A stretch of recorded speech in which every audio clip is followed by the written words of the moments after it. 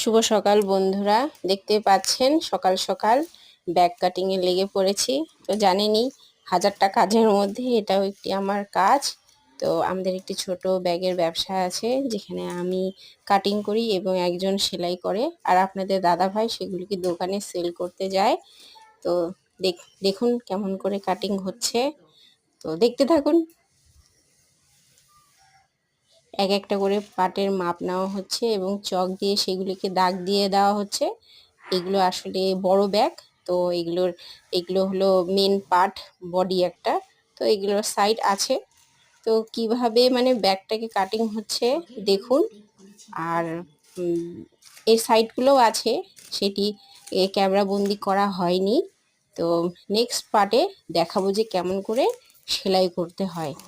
আর এগুলো দেখতেই পাচ্ছেন।